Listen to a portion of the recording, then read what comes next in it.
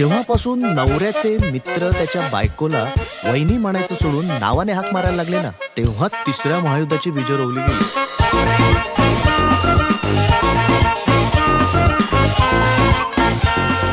आपल्या पार्टनर बरोबर आपलं बरं नाहीये असं म्हटलं की मैत्रीचे दरवाजे विजेच्या वेगाने उघडतात. बेस्ट फ्रेंड म्हणून तुला मित्रच का हवाय, मैत्रिणी का नाही येत तुला? ज्या बायकांना चांगले मित्र मिळत नाहीत त्या बायका मैत्रिणींवर समाधान मानून घेतात.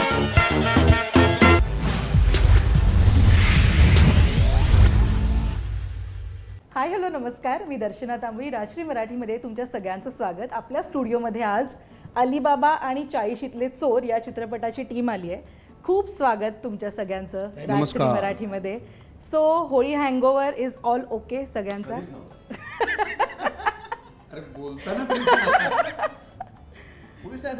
कधीच नव्हता रंग वगैरे.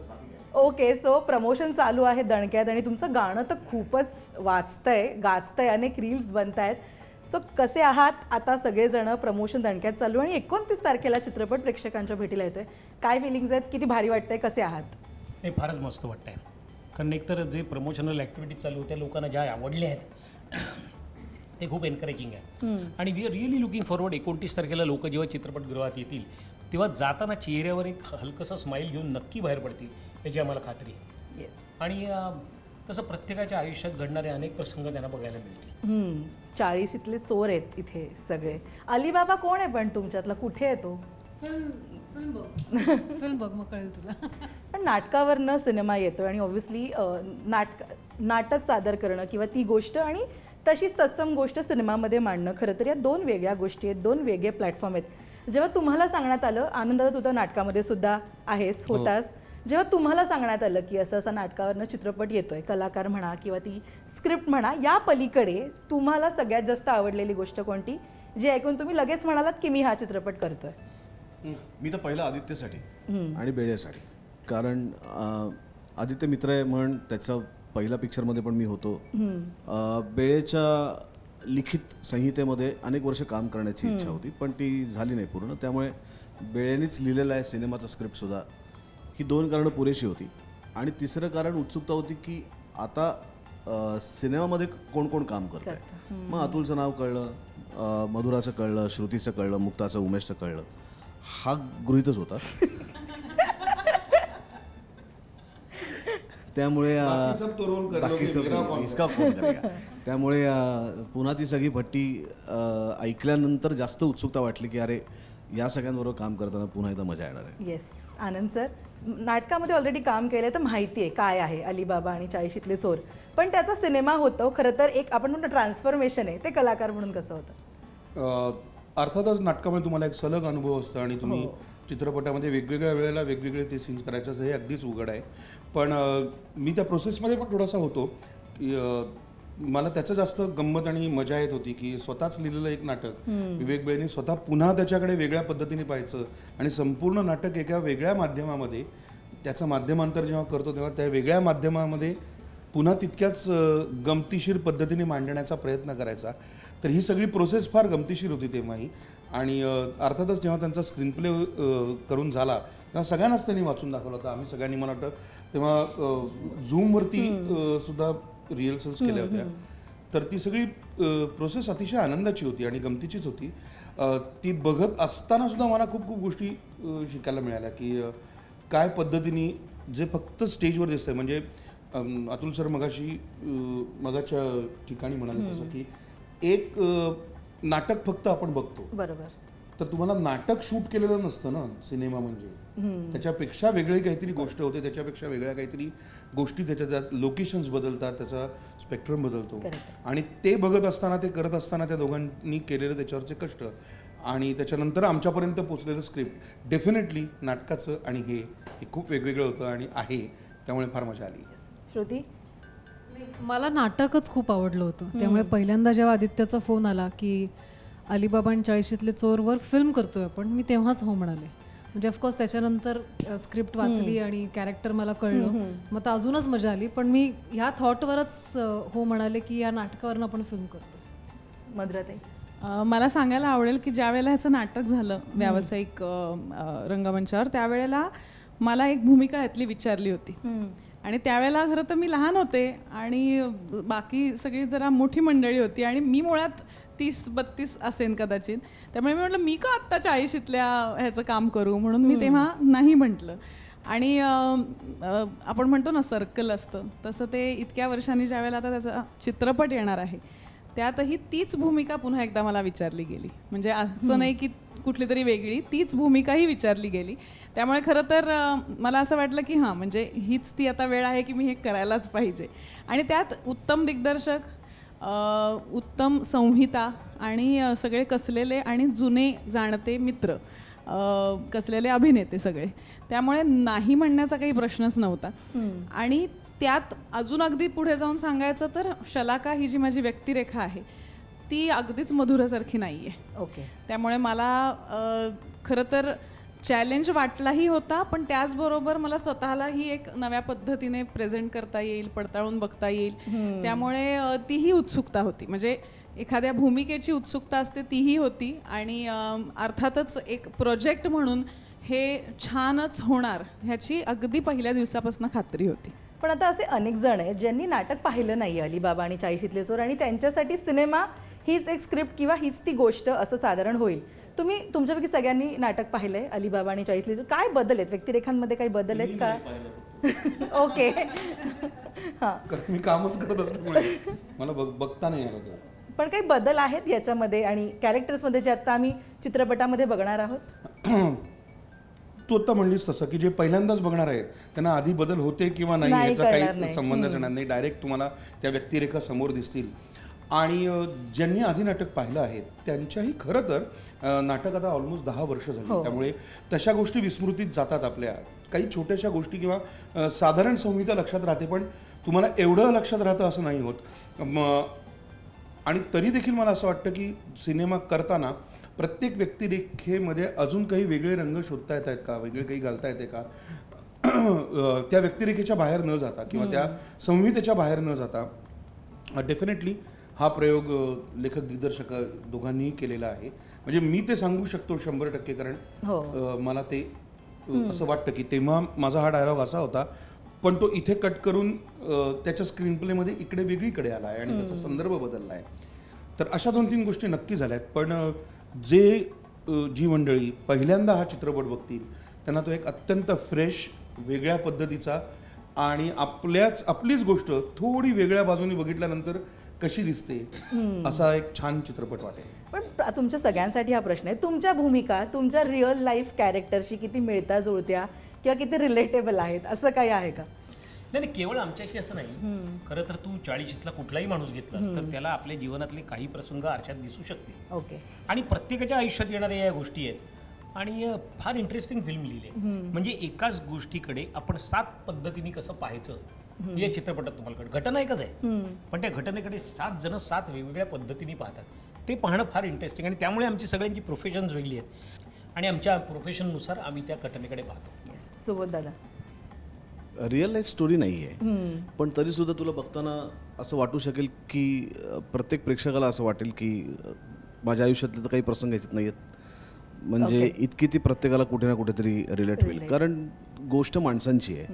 आणि माणूस कुठल्याही कास्टमधला जरी असेल तरी मूळ माणसाचा स्वभाव बदलत नसतो. त्याचे काही बेसिक इन्स्टिंक्ट्स असतात, ती तशीच असतात आयुष्यभर.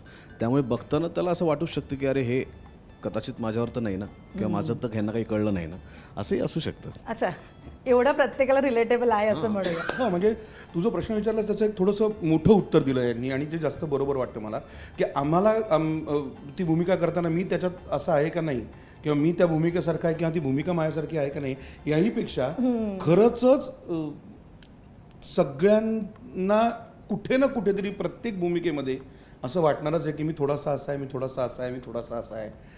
आणि त्याच्यामध्ये स्त्री पुरुष असा भाग नाही. आपण स्वभाव दर्शन जर म्हणलं तर मला माहिती आहे की काही काही बाबतीमध्ये मी असा वागतो. म्हणजे शलाका जशी वागेल तसं कधीतरी मी वागलेलो आहे. कदाचित डॉक्टर जसा जे परचुरे भूमिका करतायत तसं काहीतरी मी वागलेलो आहे. सो हे आपलंच त्या वयातलं एक छान पॅकेज आहे. Okay, Shruti. On a funny note मला असं वाटतं आदिती आणि श्रुतीमध्ये साम्य असं आहे की दोघींनाही नवऱ्याकडनं पण अटेन्शन पाहिजे असतं आणि मित्रांकडनं पण पाहिजे असतं. खूपच ऑनेस्ट उत्तर दिलंय. So ते आहे. नाही, मला असं वाटतं प्रत्येक बाईच्या बाबतीत हे खरंच असेल, जसं पुरुषांच्या बाबतीतही असतं. पण या पलीकडे जाऊन मला असं सांगायला आवडेल की खरं तर चित्रपट बघताना तुला अतुल परचुरे कुठे नाही दिसत, तुला आनंद इंगळे नाही दिसत, तुला ती कॅरेक्टर्स जी आहेत ती इतकी छान लिहिली आहेत आणि छान उभी केली आहेत. म्हणजे त्यामध्ये अर्थात लेखनाचा भाग आहेच, पण दिग्दर्शनाचाही. प्रत्येकाचा लुक वेगळा आहे, प्रत्येकाचं प्रोफेशन वेगळं आहे आणि प्रत्येकाचा विचार वेगळा आहे आणि त्यात बेळेची एक संवाद शैली आहे वेगळी. त्यामुळे मला असं वाटतं की आम्ही सगळे खूप जुने मित्र आहोत. या सिनेमात सुद्धा आम्ही जुने मित्र आहोत, पण तरीही आम्ही कोणी म्हणजे श्रुती, मधुरा, सुबोध, मुक्ता, उमेश असं नाही आहोत, तर आम्ही ती कॅरेक्टर्स आहोत.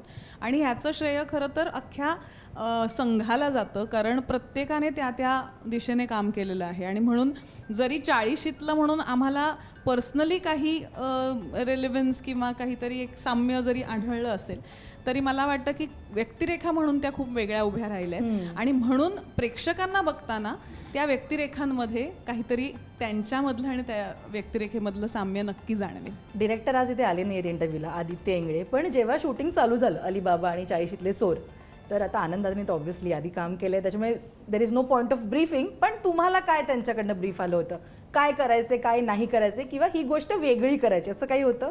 नाही, मला का नाही, मलाही त्यांनी सांगितलं होतं चित्रपट करायचा तर वेगळं करायचं आहे. ओके. सो ब्रीफिंग प्रत्येकाचं असेल. येस. ब्रीफिंग म्हणण्यापेक्षा सुद्धा स्क्रिप्ट सिनेमाचं होतं, त्यामुळे नाटक कोणी बघितलंय का नाही बघितलंय का याच्यापेक्षा सुद्धा ह्या गोष्टीकडे ही नवीन गोष्ट आहे आणि आपण त्याच पद्धतीने बघायला पाहिजे.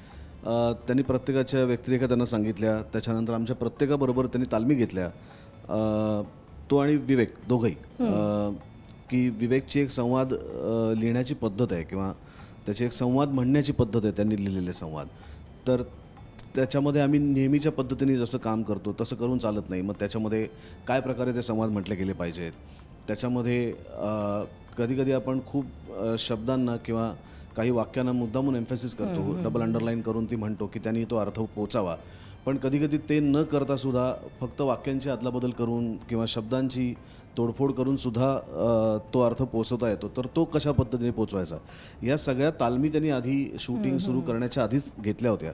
त्यामुळे शूटिंगला गेल्यानंतर त्याच्यात आमचा वेळ गेला नाही, म्हणजे कारण काम इतकं होतं की त्याच्यात वेळ न जाता उलट आम्ही सगळेजण एकत्र असताना आमच्या सगळ्यांचा मिळून सीन कसा चांगला होईल, अजून जास्त त्याच्यात काय करता येईल, त्याच्यात आमचा जास्त वेळ गेला. येस. श्रुती? मला एवढंच आठवतं आहे की म्हणजे एक किस्सा सांगायचा तर, झूम कॉलवर जेव्हा मी, विवेक बेळे आणि आदित्य आम्ही जेव्हा वाचन करत होतो, तर एक सीन वाचून झाल्यानंतर आदित्य मला आता असं करायचं नाही आहे, आता वेगळं करायचं आहे.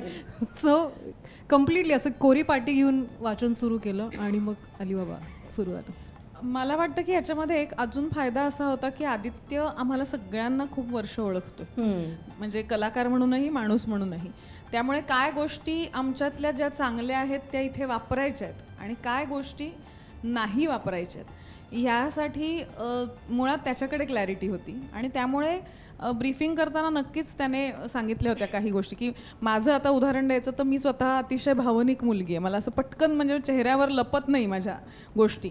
अगदी राग आला, आवडलं नाही तरी लगेच दिसतं चेहऱ्यावर, पण शलाका तशी नाही आहे. त्यामुळे काही गोष्टी अनलर्न करणं हे फार महत्त्वाचं असतं. हे मला येतं असं म्हणून चालत नाही. प्रत्येक व्यक्तिरेखेसाठी काही गोष्टी अंडू करायच्या, अनलर्न करायच्या आणि एक नव्याने काहीतरी त्या दृष्टीने बघायचं. तर ह्या गोष्टीसाठी आदित्यचा नक्कीच खूप एक कटाक्ष होता की सगळ्यांनी आपली बलस्थानंही वापरा, पण त्याचबरोबर काहीतरी नवीनही हुडकून बघा. पण सिगारेट ओढतानाचा तो सीन कमाल दिसतोय. या सिनेमात केल्यात 2 गोष्टी ज्या मी यापूर्वी कधी केलेल्या नाहीत, त्यात ही एक गोष्ट आहे. सिनेमाची गंमत काय माहिती का, तुम्हाला अलिबाबा आणि 40शीतले चोर माहीत असेल किंवा नसेल, तुम्ही सिनेमात एवढाच एन्जॉय करू शकता. आणि ते माझ्या मते ते स्क्रीन प्ले आणि डायलॉग आणि विवेक आणि आदित्य यांचं यश आहे. की तुम्हाला बॅगेज नको आहे म्हणजे तू माहीत असलं तर मग आपल्याला अरे बापले त्यातले रेफरन्सेस काही नाही आहे. Correct. It's a independent story जिथेच एका ठिकाणी चालू होते एका ठिकाणी संपते. तुम्हाला एन्जॉय करता येते आणि मजा येते. पण मी ते गाणं जेव्हा पाहिलं ना, थोडासा टाईट थोडासा लूज, माझं असं होतं म्हणजे मी बघताना ते गाणं एन्जॉय करत होते. तर अंदाज आला की तुम्ही सेटवर काय धमाल केली असेल. पण अशा वेळी डिरेक्टरचं नेमकं काय म्हणणं असायचं जेव्हा एवढे कलाकार सेटवर असतात, त्यांना सांभाळणं, आपली स्क्रिप्ट बघणं, डिरेक्शन करणं, काय घडत होतं नेमकं? तुला मी फार गमतीची गोष्ट सांगतो.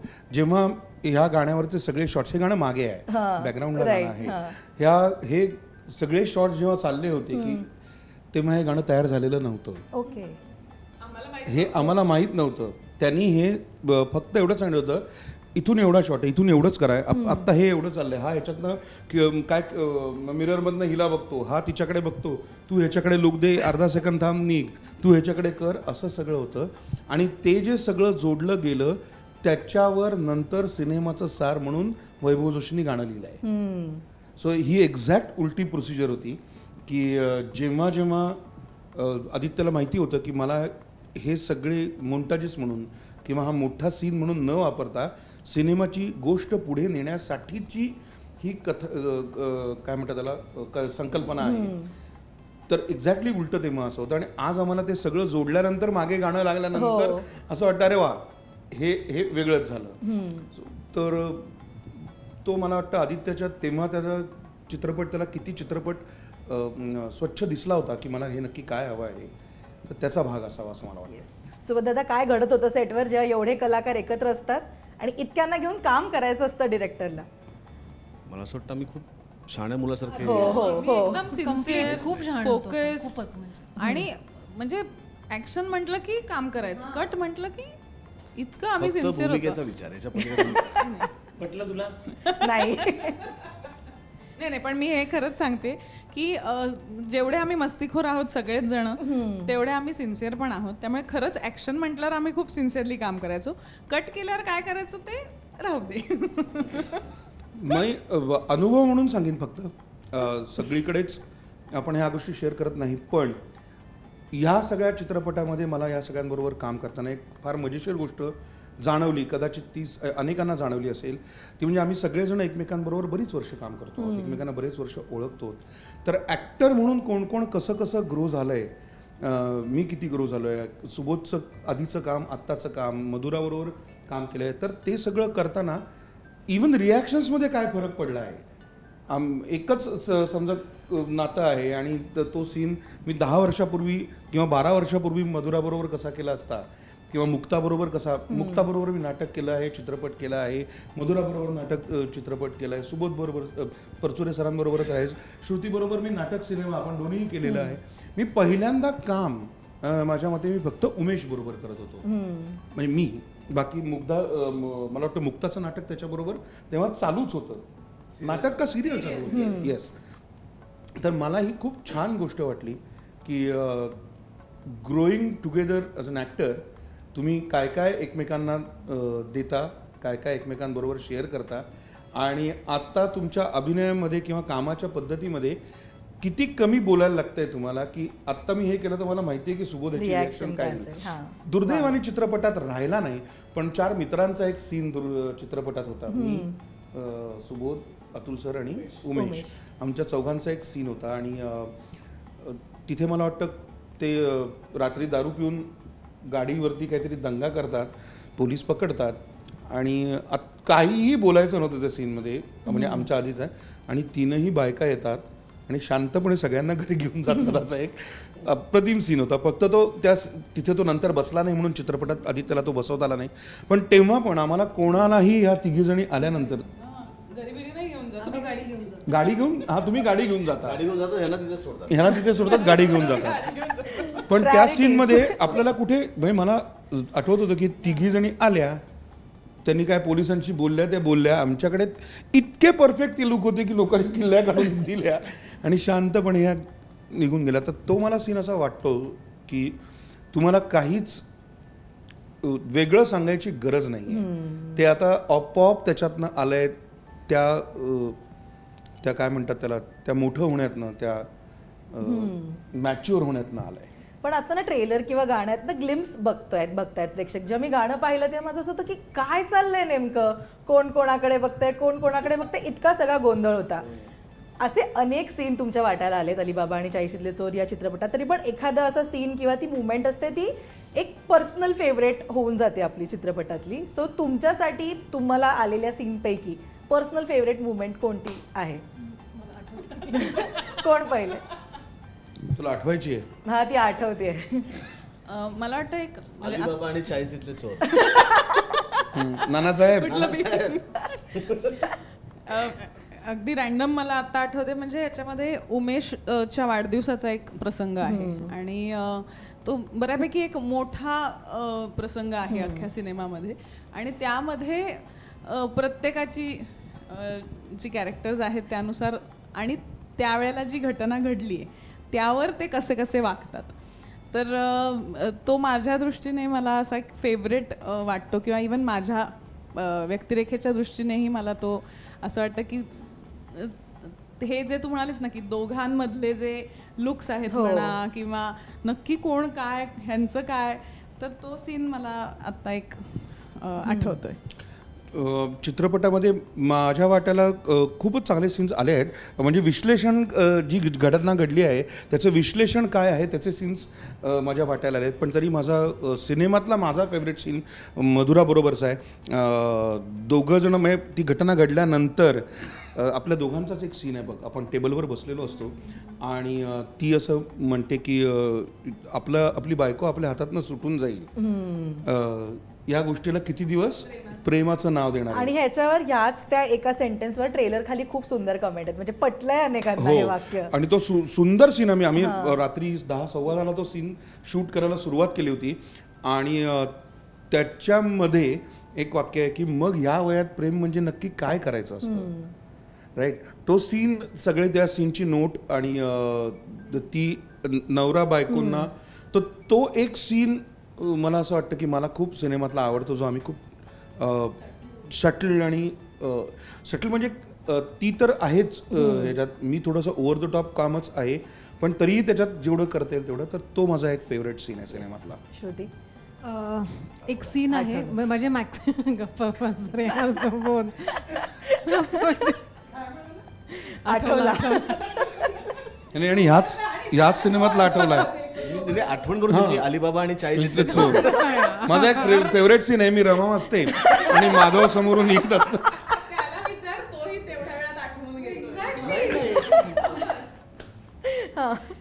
माझे मॅक्सिमम सीन्स उमेश आणि सोबत बरोबर आहे. तर तो एक कम्प्लीट सीन आहे जिथे मी आणि उमेश कॅफेमध्ये भेटतो आणि नंतर मी माझ्या बुटीकमध्ये जाते आणि मग हा तिथे येतो आणि मग आमच्यामध्ये काही तो म्हणजे त्या सीनबद्दल अजून सांगू शकत नाही मी, कारण खूप काही घडतं त्या सीनमध्ये.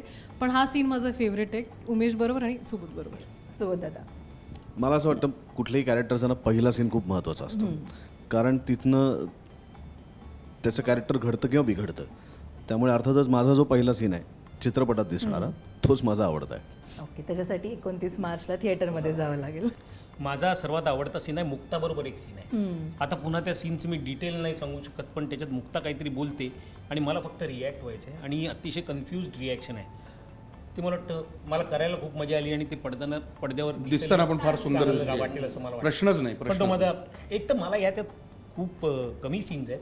म्हणजे दुर्दैवाने मला ह्यांच्याबरोबर कोणाला बरोबर 1-on-1 सीन करायला मिळाले नाहीत. फार मला फार वाईट वाटलं की इतके चांगले ॲक्टर आपले मित्र की, पण अर्थात ती स्क्रिप्टची डिमांड, मी काय नंतर कंप्लेंट करत नाही, ही काय पश्चात बुद्धी नव्हे. मी स्क्रिप्ट वाचली तेव्हा मला माहिती होतं तो रोल तेवढाच आहे आणि तो रोल जो आहे त्याला पूर्णपणे जस्टिस दिला त्याने. अन्याय बिन्याय हा पॉईंट नाही आहे त्यातला. पण एक आपल्याला वाटतं ना की जरा एवढे चांगले ॲक्टर्स आहेत, जरा एखादा सीन असता तर मजा आलीच. पण तरी तो सीन फार चांगला आहे मुक्ताबरोबरचा. ओके, पण ते असं म्हणतात ना, age is just a number. So तुमच्या सगळ्यांना हा प्रश्न आहे, 40शीमध्ये आल्यानंतर एक गोष्ट जी तुम्हाला रिअलाइज झाली किंवा अनेक गोष्टी असतील तर त्या कोणत्या? माझ्यासाठी प्रश्नच नाही आहे. Sorry, you can continue. हे आनंदला माहिती आहे पूर्णपणे. मला ना 20पासून गोष्टी रिअलाईज होतात, वाव. पण त्या 1:15 होतात आणि 1:45 मी विसरतो. आणि प्रॉब्लेम असा आहे, मोठ्या म्हणजे प्रोफाऊंड थॉट्स, म्हणजे तुला असं वाटेल की वाण्याकडे जायचं राहिलं विसरलो, तसं नाही. भयंकर प्रोफाऊंड थॉट्स काहीतरी की आपण की आता मी जर का झोळी घेऊन बाहेर नाही पडलो तर या पृथ्वीचं काय होईल, सृष्टीचं काय होईल सांगता येत नाही, असं मला बरोबर सवाला वाटतं. आणि 1:45ला कोणाचा तरी फोन होतो, चल ना बसूया कुठेतरी, म्हणजे आपण तर नंतर होतं काय थॉटच आहे ना, आपल्यालाच करायचं, उद्या करू आजच्या ऐवजी. तो आजपर्यंत आला नाही, पण तरी थॉट रोज येतात. हा म्हणजे त्याच्यात हयगय नाहीये, रोज प्रोफाऊंड थॉट्स येतात माझ्या डोक्यात की आपण भयंकर काहीतरी केलं पाहिजे, पण ते 15 मिनिटं टिकतात, हा प्रॉब्लेम आहे. आमची पण तीच अवस्था आहे. जाऊ दे सर. हा सोबत दादा माईक.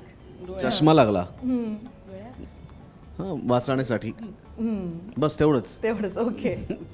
एक शब्द पडू देऊ नका. म्हणजे हे लागलं हा, गळ्यात. काय गळ्यात? हे लागलं गळ्यात. हा म्हणजे प्रश्न होता ना त्याच्यात. हा त्याचा प्रश्न गळ्यात कसा लागला. प्रश्नचिन्ह आलं त्याच्यात. हा सर. काय नाही, खूप खूप गोष्टी आहेत गाशा, असं काहीच नाही आहे की तू आत्ताच तू पहिल्यांदा म्हणत की age is Just just a number. number. त्यामुळे अजूनही आपल्याला रोजही उलगडत राहतातच ना गोष्टी की हे नाही, ते पाहिजे, ते नाही, हे करायला पाहिजे होतं, हे बरोबर होतं. आजही ही गोष्ट बरोबर वाटते. तेव्हाही चूक वाटत होती आणि आजही चूक वाटते. तर मला असं वाटतं हा प्रत्येकाचा आपल्याशी आतमध्ये चाललेला लढा हा नंबरमुळे नाही, पण तो कायम चालूच असतो. मधुराताई.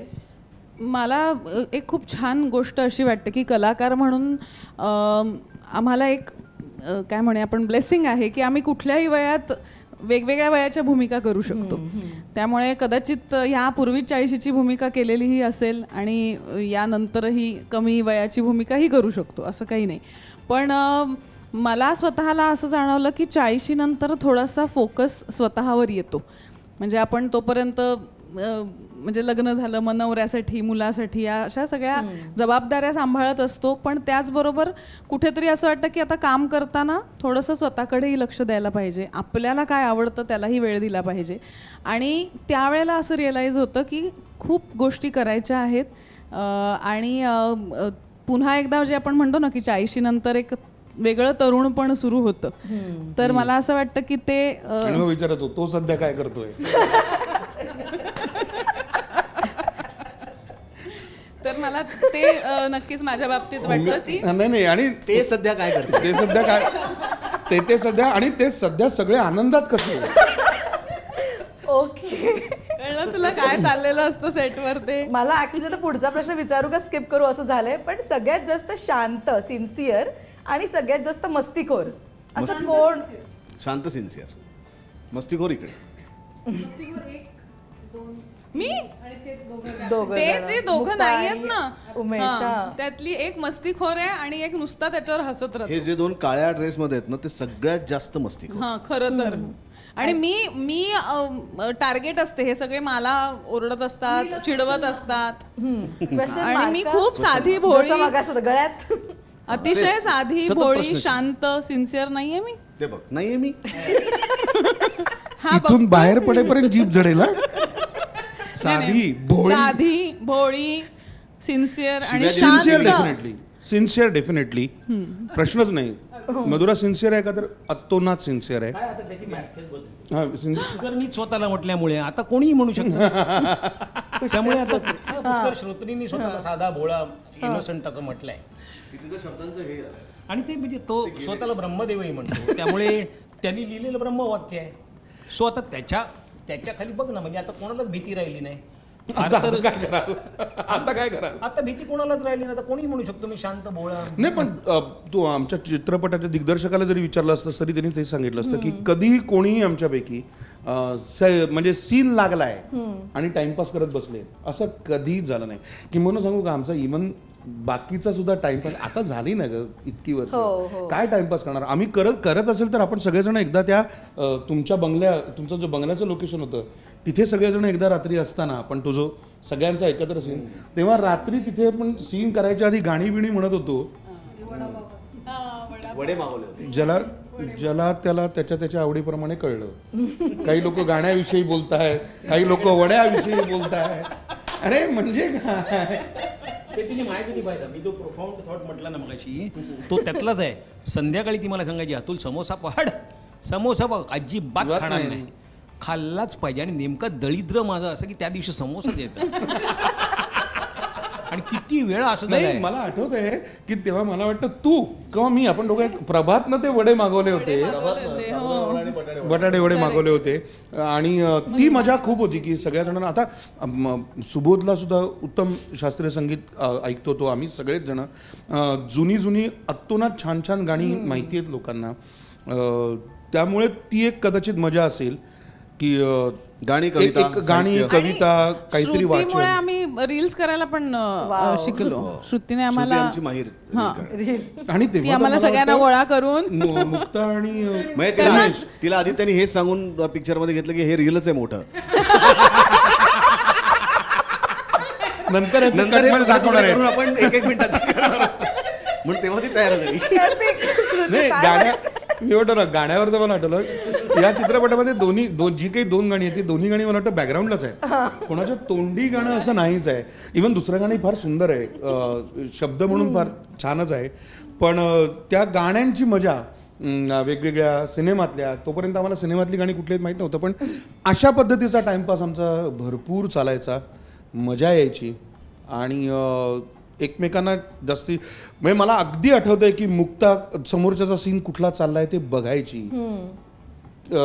माझा आणि मुक्ताचा एका सीनमध्ये फोनवरचं कन्व्हर्सेशन आहे, तर तो सीन रेकॉर्ड होऊन करताना तिने तिचा सीन करताना पाठवला होता की त्याने कसा म्हणलाय मला दाखव, काय सूर वापरलाय, कसं. अर्थातच हे डबिंगला नंतर वेगळं होईलही, पण ते करताना आपण एकमेकांबरोबर काय काम करायचं आहे.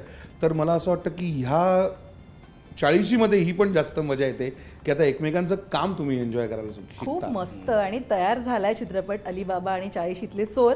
29 मार्चला येतोय प्रेक्षकांच्या भेटीला. Yes. प्रेक्षक थिएटरमध्ये आल्यानंतर, चित्रपट पाहिल्यानंतर काय घेऊन सिनेमागृहाच्या बाहेर पडतील? आनंद.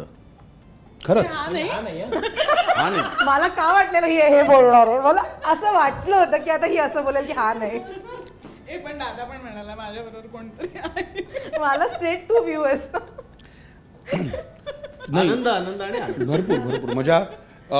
त्यांच्याच मनात चाललेल्या एखाद्या छानशा घटनेकडे अत्यंत मनोरंजकपणे कसं बघता येतं, हा एक प्युअर आनंद. बाकी खरंच कुठल्याही प्रकारे सिनेमा प्रीची नाही, तुम्ही कसे वागा हे असं जगणं असतं वगैरे काही डोस नाही. नाही दिले. हा सिनेमा हे आमचं सगळ्यांचं, आमच्या या गोष्टीचं, आमच्या आयुष्यात झालेलं त्यांच्या सगळ्या प्रेक्षकांबरोबरचं शेअरिंग आहे.